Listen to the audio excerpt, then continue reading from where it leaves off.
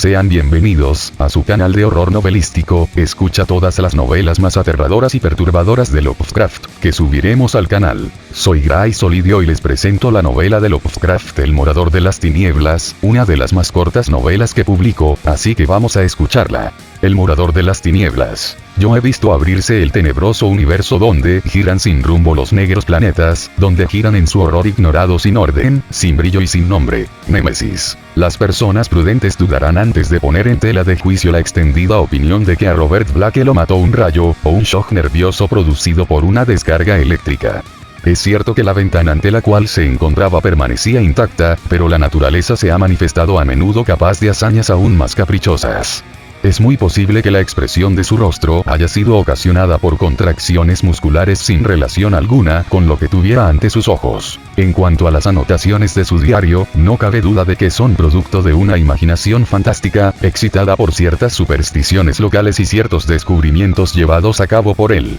En lo que respecta a las extrañas circunstancias que concurrían en la abandonada iglesia de Federal Hill, el investigador sagaz no tardará en atribuirlas al charlatanismo consciente o inconsciente de Blake, quien estuvo relacionado secretamente con determinados círculos esotéricos. Porque después de todo, la víctima era un escritor y pintor consagrado por entero al campo de la mitología, de los sueños, del terror y la superstición, ávido en buscar escenarios y efectos extraños y espectrales.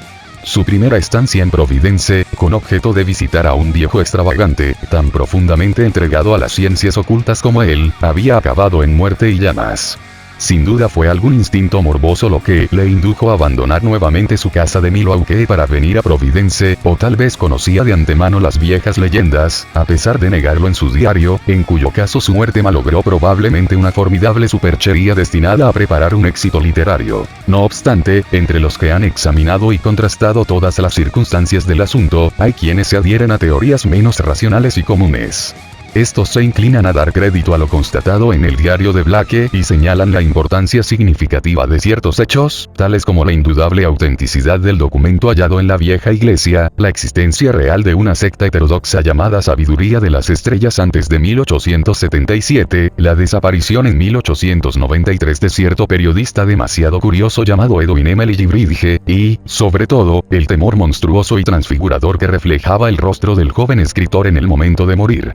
Fue uno de estos el que, movido por un extremado fanatismo, arrojó a la bahía la piedra de ángulos extraños con su estuche metálico de singulares adornos, hallada en el chapitel de la iglesia, en el negro chapitel sin ventanas ni aberturas, y no en la torre, como afirma el diario. Aunque criticado oficial y públicamente, este individuo, hombre intachable, con cierta afición a las tradiciones raras, dijo que acababa de liberar a la Tierra de algo demasiado peligroso para dejarlo al alcance de cualquiera. El lector puede escoger por sí mismo entre estas dos opiniones diversas. Los periódicos han expuesto los detalles más palpables desde un punto de vista escéptico, dejando que otros reconstruyan la escena, tal como Robert Blake la vio, o creyó verla, o pretendió haberla visto. Ahora, después de estudiar su diario detenidamente, sin apasionamientos ni prisa alguna, nos hallamos en condiciones de resumir la concatenación de los hechos desde el punto de vista de su actor principal. El joven Blake volvió a Providence en el invierno de 1934-35, y alquiló el piso superior de una venerable residencia situada frente a una plaza cubierta de césped, cerca de College Street, en lo alto de la gran colina, College Hill, inmediata al campus de la Brown University, a espaldas de la biblioteca John I. Era un sitio cómodo y fascinante, con un jardín remansado, lleno de gatos lustrosos que tomaban el sol pacíficamente. El edificio era de estilo georgiano. Tenía mirador, portal clásico con escalinatas laterales, vidrieras con trazado de rombos, y todas las demás características de principios del siglo XIX. En el interior había puertas de 6 cuerpos, grandes entarimados, una escalera colonial de amplia curva. Véase El vampiro estelar, de Robert Bloch. Blancas chimeneas del periodo Aram, y una serie de habitaciones traseras situadas unos 3 peldaños por debajo del resto de la casa. El estudio de Blake era una pieza espaciosa que daba por un lado a la pared delantera del jardín. Por el otro, sus ventanas, ante una de las cuales había instalado su mesa de escritorio, miraban a occidente, hacia la cresta de la colina. Desde allí se dominaba una vista espléndida de tejados pintorescos y místicos crepúsculos. En el lejano horizonte se extendían las violáceas laderas campestres. Contra ellas, a unos 3 o 4 kilómetros de distancia, se recortaba la joroba espectral de Federal Hill erizada de tejados y campanarios que se arracimaban en lejanos perfiles y adoptaban siluetas fantásticas, cuando los envolvía el humo de la ciudad. Blake tenía la curiosa sensación de asomarse a un mundo desconocido y etéreo, capaz de desvanecerse como un sueño, si intentara ir en su busca para penetrar en él. Después de haberse traído de su casa la mayor parte de sus libros, Blake compró algunos muebles antiguos, en consonancia con su vivienda, y la arregló para dedicarse a escribir y pintar. Vivía solo y se hacía él mismo las sencillas faenas domésticas. Instaló su estudio en una habitación del ático orientada al norte y muy bien iluminada por un amplio mirador. Durante el primer invierno que pasó allí, escribió 5 de sus relatos más conocidos: El socavador, La escalera de la cripta, Shagai, En el valle de Vnat y El devorador de las estrellas, y pintó 7 telas sobre temas de monstruos infrahumanos y paisajes extraterrestres profundamente extraños. Cuando llegaba el atardecer, se sentaba a su mesa y contemplaba soñadoramente el panorama de Poniente. Las torres sombrías de Memorial Hall que se alzaban al pie de la colina donde vivía, el torreón del Palacio de Justicia, las elevadas agujas del barrio céntrico de la población, y sobre todo, la distante silueta de Federal Hill, cuyas cúpulas resplandecientes, puntiagudas buhardillas y calles ignoradas tanto excitaban su fantasía. Por las pocas personas que conocía en la localidad, se enteró de que en dicha colina había un barrio italiano, aunque la mayoría de los edificios databan de los viejos tiempos de los yanquis y los irlandeses. De cuando en cuando paseaba sus prismáticos por aquel mundo espectral, inalcanzable tras la neblina vaporosa. A veces los detenía en un tejado, o en una chimenea, o en un campanario, y divagaba sobre los extraños misterios que podía albergar. A pesar de los prismáticos, Federal Hill le seguía pareciendo un mundo extraño y fabuloso que encajaba asombrosamente con lo que él describía en sus cuentos y pintaba en sus cuadros. Esta sensación persistía mucho después de que el cerro se hubiera difuminado en un atardecer azul salpicado de lucecitas, y se encendieran los proyectores del Palacio de Justicia y los focos rojos del Trust Industrial, dándole efectos grotescos a la noche. De todos los lejanos edificios de Federal Hill, el que más fascinaba a Blake era una iglesia, sombría y enorme que se distinguía con especial claridad a determinadas horas del día. Al atardecer, la gran torre rematada por un afilado chapitel se recortaba tremenda contra un cielo incendiado. La iglesia estaba construida sin duda sobre alguna elevación del terreno, ya que su fachada sucia y la vertiente del tejado, así como sus grandes ventanas ojivales, descollaban por encima de la maraña de tejados y chimeneas que la rodeaban. Era un edificio melancólico y severo, construido con sillares de piedra, muy maltratado por el humo y las inclemencias del tiempo, al parecer. Su estilo, según se podía apreciar con los prismáticos, correspondía a los primeros intentos de reinstauración del gótico y debía datar, por lo tanto, del 1810 o 1815. A medida que pasaban los meses, Blake contemplaba aquel edificio lejano y prohibido con un creciente interés. Nunca veía iluminados los inmensos ventanales, por lo que dedujo que el edificio debía de estar abandonado. Cuanto más lo contemplaba, más vueltas le daba a la imaginación. Y más cosas raras se figuraba. Llegó a parecerle que se cernía sobre él un aura de desolación y que incluso las palomas y las golondrinas evitaban sus aleros. Con sus prismáticos distinguía grandes bandadas de pájaros en torno a las demás torres y campanarios, pero allí no se detenían jamás. Al menos, así lo creyó él y así lo constató en su diario. Más de una vez preguntó a sus amigos, pero ninguno había estado nunca en Federal Hill, ni tenían la más remota idea de lo que esa iglesia pudiera ser. En primavera, Blake se sintió dominado por un vivo desasosiego. Había comenzado una novela larga basada en la supuesta supervivencia de unos cultos paganos en Maine, pero incomprensiblemente, se había atascado y su trabajo no progresaba. Cada vez pasaba más tiempo sentado ante la ventana de Poniente, contemplando el cerro distante y el negro campanario que los pájaros evitaban. Cuando las delicadas hojas vistieron los ramajes del jardín, el mundo se colmó de una belleza nueva, pero las inquietudes de Blake aumentaron más aún. Entonces se le ocurrió por primera vez, atravesar la ciudad y subir por aquella ladera fabulosa que conducía al brumoso mundo de ensueños. A últimos de abril, poco antes de la fecha sombría de Walpurgis, Blake hizo su primera incursión al reino desconocido. Después de recorrer un sinfín de calles y avenidas en la parte baja, y de plazas ruinosas y desiertas que bordeaban el pie del cerro, llegó finalmente a una calle en cuesta, flanqueada de gastadas escalinatas, de torcidos porches dóricos y cúpulas de cristales empañados. Aquella calle parecía conducir hasta un mundo inalcanzable más allá de la neblina. Los deteriorados letreros con los nombres de las calles no le decían nada. Luego reparó en los rostros atezados y extraños de los transeúntes, en los anuncios en idiomas extranjeros que campeaban en las tiendas abiertas al pie de añosos edificios. En parte alguna pudo encontrar los rincones y detalles que viera con los prismáticos, de modo que una vez más, imaginó que la Federal Hill que él contemplaba desde sus ventanas era un mundo de ensueño en el que jamás entrarían los seres humanos de esta vida. De cuando en cuando, descubría la fachada derruida de alguna iglesia o algún desmoronado chapitel, pero nunca la ennegrecida mole que buscaba. Al preguntarle a un tendero por la gran iglesia de piedra, el hombre sonrió y negó con la cabeza, a pesar de que hablaba correctamente inglés. A medida que Black se internaba en el laberinto de callejones sombríos y amenazadores, el paraje le resultaba más y más extraño. Cruzó 2 o 3 avenidas, y una de las veces le pareció vislumbrar una torre conocida. De nuevo preguntó a un comerciante por la iglesia de piedra, y esta vez habría jurado que fingía su ignorancia, porque su rostro moreno reflejó un temor que trató en vano de ocultar. Al despedirse, Black le sorprendió haciendo un signo extraño con la mano derecha. Poco después vio súbitamente, a su izquierda una aguja negra que destacaba sobre el cielo nuboso, por encima de las filas de oscuros tejados. Black lo reconoció inmediatamente y se adentró por sórdidas callejuelas que subían desde la avenida.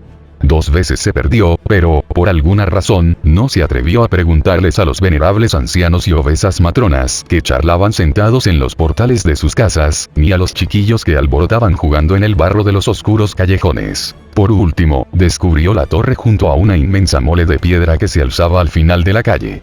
Él se encontraba en ese momento en una plaza empedrada de forma singular, en cuyo extremo se alzaba una enorme plataforma rematada por un muro de piedra y rodeada por una barandilla de hierro. Allí finalizó su búsqueda, porque en el centro de la plataforma, en aquel pequeño mundo elevado sobre el nivel de las calles adyacentes, se erguía, rodeada de hierbajos y zarzas, una masa titánica y lúgubre sobre cuya identidad, aun viéndola de cerca, no podía equivocarse. La iglesia se encontraba en un avanzado estado de ruina. Algunos de sus contrafuertes se habían derrumbado y varios de sus delicados pináculos se veían esparcidos por entre la maleza. Las denegridas ventanas ojivales estaban intactas en su mayoría, aunque en muchas faltaba el ajimes de piedra. Lo que más le sorprendió fue que las vidrieras no estuviesen rotas, habida cuenta de las destructoras costumbres de la chiquillería. Las sólidas puertas permanecían firmemente cerradas. La verja que rodeaba la plataforma tenía una cancela, cerrada con candado, a la que se llegaba desde la plaza por un tramo de escalera, y desde ella hasta el pórtico se extendía un sendero enteramente cubierto de maleza. La desolación y la ruina envolvían el lugar como una mortaja. Y en los aleros sin pájaros, y en los muros desnudos de hiedra, veía Black un toque siniestro imposible de definir. Había muy poca gente en la plaza. Black vio en un extremo a un guardia municipal, y se dirigió a él con el fin de hacerle unas preguntas sobre la iglesia. Para asombro suyo, aquel irlandés fuerte y sano se limitó a santiguarse y a murmurar entre dientes que la gente no mentaba jamás aquel edificio. Al insistirle, contestó atropelladamente que los sacerdotes italianos prevenían a todo el mundo contra dicho templo, y afirmaban que una maldad monstruosa había habitado allí en tiempos, y había dejado su huella indeleble. Él mismo había oído algunas oscuras insinuaciones por boca de su padre, quien recordaba ciertos rumores que circularon en la época de su niñez. Una secta se había albergado allí, en aquellos tiempos, que invocaba a unos seres que procedían de los abismos ignorados de la noche. Fue necesaria la valentía de un buen sacerdote para exorcizar la iglesia, pero hubo quienes afirmaron después que para ello habría bastado simplemente la luz. Si el padre O'Malley viviera, podría aclararnos muchos misterios de este templo. Pero ahora, lo mejor era dejarlo en paz. A nadie hacía daño, y sus antiguos moradores habían muerto y desaparecido. Huyeron a la desbandada, como ratas, en el año 77, cuando las autoridades empezaron a inquietarse por la forma en que desaparecían los vecinos y hablaron de intervenir. Algún día, a falta de herederos, el municipio tomaría posesión del viejo templo, pero más valdría dejarlo en paz y esperar a que se viniera abajo por sí solo, no fuera que despertasen ciertas cosas que debían descansar eternamente en los negros abismos de la noche. Después de marcharse el guardia, Black permaneció allí, contemplando la tétrica aguja del campanario. El hecho de que el edificio resultara tan siniestro para los demás como para él le llenó de una extraña excitación. ¿Qué habría de verdad en las viejas patrañas que acababa de contarle el policía? Seguramente no eran más que fábulas suscitadas por el lúgubre aspecto del templo. Pero aún así, era como si cobrase vida uno de sus propios relatos. El sol de la tarde salió de entre las nubes sin fuerza para iluminar los sucios, los tiznados muros de la vieja iglesia. Era extraño que el verde jugoso de la primavera no se hubiese extendido por su patio, que aún conservaba una vegetación seca y agostada. Blake se dio cuenta de que había ido acercándose y de que observaba el muro y su verja herrumbrosa con idea de entrar. En efecto, de aquel edificio parecía desprenderse un influjo terrible al que no había forma de resistir. La cancela estaba cerrada, pero en la parte norte de la verja faltaban algunos barrotes. Subió los escalones y avanzó por el estrecho reborde exterior hasta llegar al boquete. Si era verdad que la gente miraba con tanta aversión el lugar, no tropezaría con dificultades. Recorrió el reborde de piedra. Antes de que nadie hubiera reparado en él, se encontraba ante el boquete. Entonces miró atrás y vio que las pocas personas de la plaza se alejaban recelosas y hacían con la mano derecha el mismo signo que el comerciante de la avenida. Varias ventanas se cerraron de golpe, y una mujer gorda salió disparada a la calle, recogió a unos cuantos niños que había por allí y los hizo entrar en un portal desconchado y miserable. El boquete era lo bastante ancho y Blake no tardó en hallarse en medio de la maleza podrida y enmarañada del patio desierto. A juzgar por algunas lápidas que asomaban erosionadas entre las hierbas, debió de servir de cementerio en otro tiempo. Vista de cerca, la enhiesta mole de la iglesia resultaba opresiva.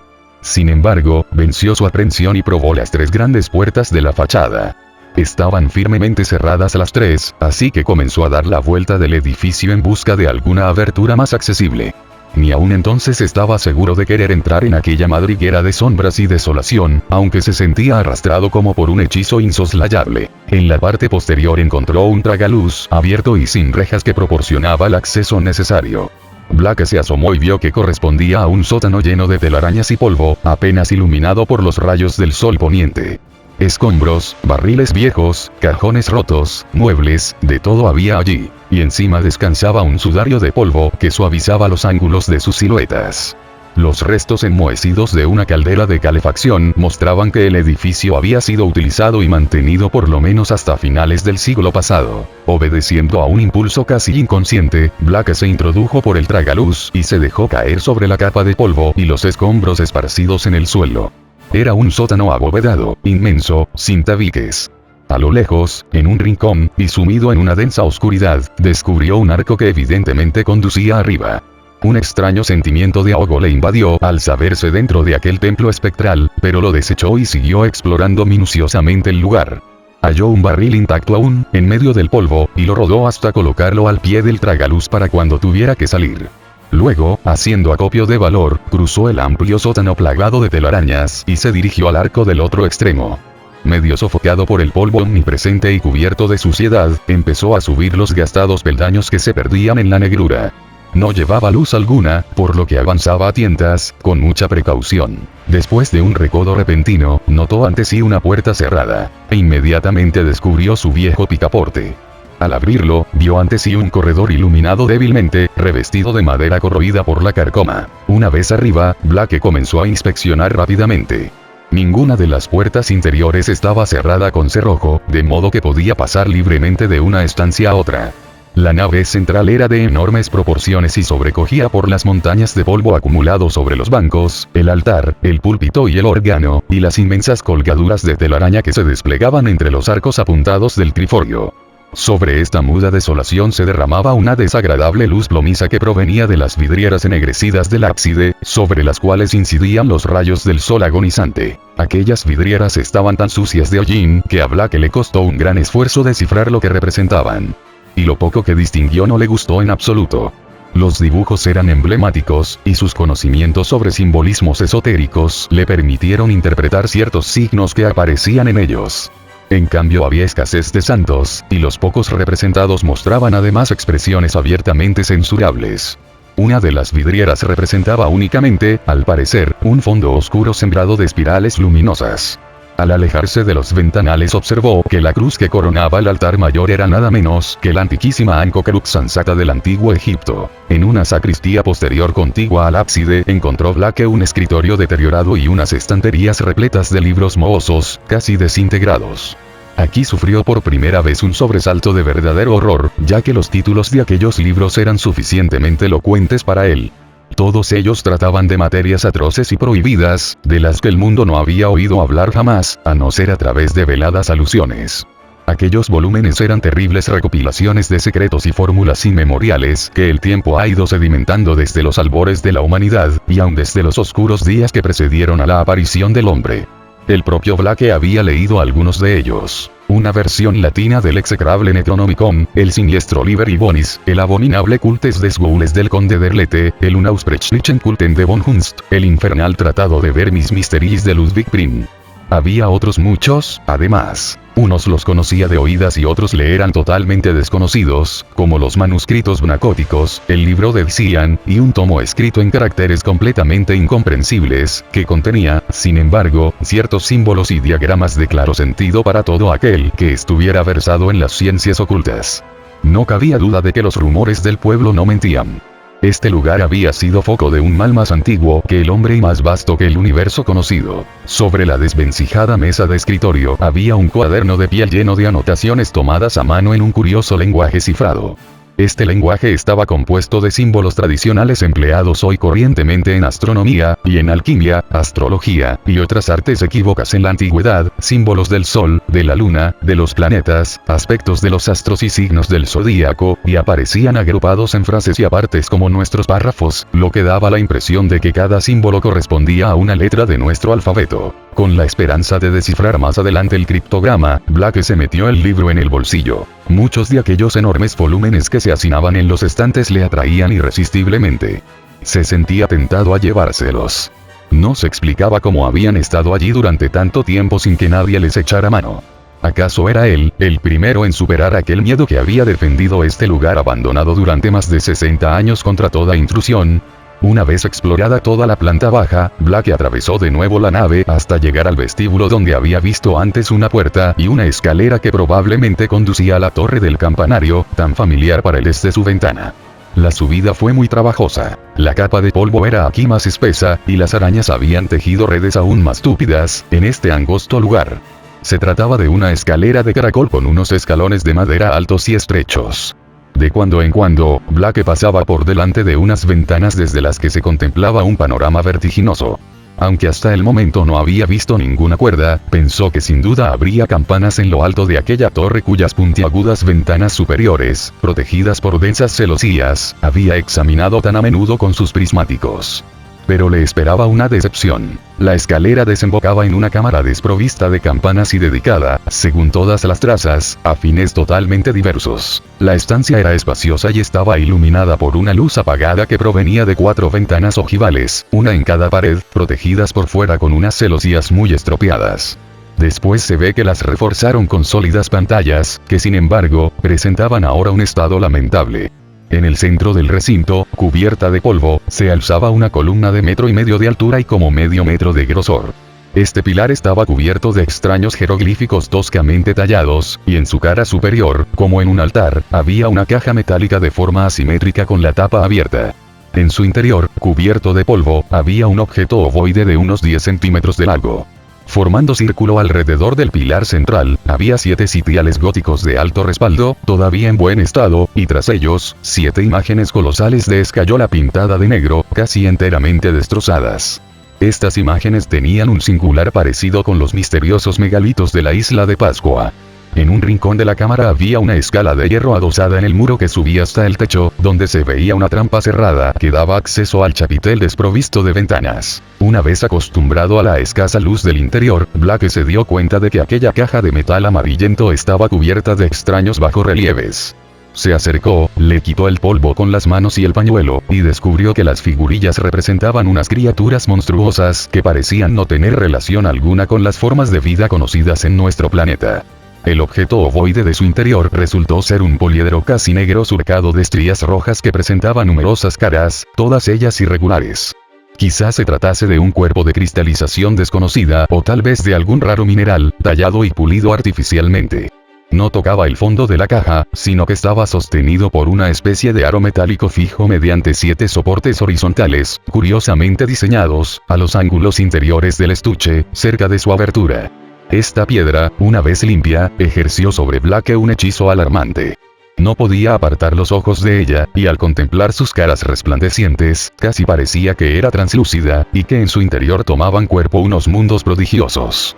En su mente flotaban imágenes de paisajes exóticos y grandes torres de piedra, y titánicas montañas sin vestigio de vida alguna, y espacios aún más remotos, donde solo una agitación entre tinieblas indistintas delataba la presencia de una conciencia y una voluntad. Al desviar la mirada reparó en un sorprendente montón de polvo que había en un rincón, al pie de la escala de hierro. No sabía bien por qué le resultaba sorprendente, pero el caso es que sus contornos le sugerían algo que no lograba determinar. Se dirigió a él apartando a manotadas las telarañas que obstaculizaban su paso, y en efecto, lo que allí había le causó una honda impresión. Una vez más echó mano del pañuelo, y no tardó en poner al descubierto la verdad. Blake abrió la boca sobrecogido por la emoción. Era un esqueleto humano, y debía de estar allí desde hacía muchísimo tiempo. Las ropas estaban deshechas. A juzgar por algunos botones y trozos de tela, se trataba de un traje gris de caballero. También había otros indicios. Zapatos, broches de metal, gemelos de camisa, un alfiler de corbata, una insignia de periodista con el nombre del extinguido Providence Telegram, y una cartera de piel muy estropeada. Blake examinó la cartera con atención. En ella encontró varios billetes antiguos, un pequeño calendario de anuncio correspondiente al año 1893, algunas tarjetas a nombre de Edwin Emily Bridge, y una cuartilla llena de anotaciones. Esta cuartilla era sumamente enigmática. Blake la leyó con atención acercándose a la ventana para aprovechar los últimos rayos de sol. Decía así: el profesor Enoch Bowen regresa de Egipto, mayo 1844. Compra vieja iglesia federal en julio. Muy conocido por sus trabajos arqueológicos y estudios esotéricos. El Dr. Drowe, anabaptista, exhorta contra la sabiduría de las estrellas en el sermón del 29 de diciembre de 1844. 97 fieles a finales de 1845. 1846. 3 desapariciones. Primera mención del trapezoedro resplandeciente. 7 desapariciones en 1848. Comienzo de rumores sobre sacrificios de sangre. La investigación de 1853 no conduce a nada. Solo ruidos sospechosos. El padre O'Malley habla del culto al demonio mediante caja hallada en las ruinas egipcias. Afirma invocan algo que no puede soportar la luz. Rehuye la luz suave y desaparece ante una luz fuerte. En este caso tiene que ser invocado otra vez. Probablemente lo sabe por la confesión de Francis X. Feney en su lecho de muerte, que ingresó en la sabiduría de las estrellas en 1849. Esta gente afirma que el trapezoedro resplandeciente les muestra el cielo y los demás mundos, y que el morador de las tinieblas les revela ciertos secretos. Relato de Orrin Beedi, 1857. Invocan mirando al cristal y tienen un lenguaje secreto particular. Reun. De 200 o más en 1863. Sin contar a los que han marchado al frente. Muchachos irlandeses atacan la iglesia en 1869, después de la desaparición de Patrick Regan. Artículo velado en J el 14 de marzo de 1872. Pero pasa inadvertido. Desapariciones en 1876. La Junta Secreta recurre al mayor Doyle. Febrero 1877. Se toman medidas. Y se cierra la iglesia en abril. En mayo, una banda de muchachos de Federal Hill amenaza al DR y demás miembros. 181 personas huyen de la ciudad antes de finalizar el año 77. No se citan nombres. Cuentos de fantasmas comienzan alrededor de 1880. Indagar si es verdad que ningún ser humano ha penetrado en la iglesia desde 1877. Pedir a Lanigan fotografía de iglesia tomada en 1851. Guardó el papel en la cartera y se la metió en el bolsillo interior de su chaqueta. Luego se inclinó a examinar el esqueleto que yacía en el polvo. El significado de aquellas anotaciones estaba claro. No cabía duda de que este hombre había venido al edificio abandonado, 50 años atrás, en busca de una noticia sensacional, cosa que nadie se había atrevido a intentar. Quizá no había dado a conocer a nadie sus propósitos. ¿Quién sabe? De todos modos, lo cierto es que no volvió más a su periódico. Se había visto sorprendido por un terror insuperable y repentino que le ocasionó un fallo del corazón. Blake se agachó y observó el peculiar estado de los huesos. Unos estaban esparcidos en desorden, otros parecían como desintegrados en sus extremos, y otros habían adquirido el extraño matiz amarillento de hueso calcinado o quemado. Algunos jirones de ropa estaban chamuscados también.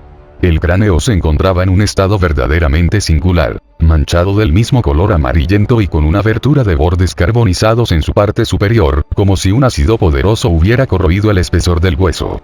A Blake no se le ocurrió qué podía haberle pasado al esqueleto aquel durante sus 40 años de reposo entre polvo y silencio.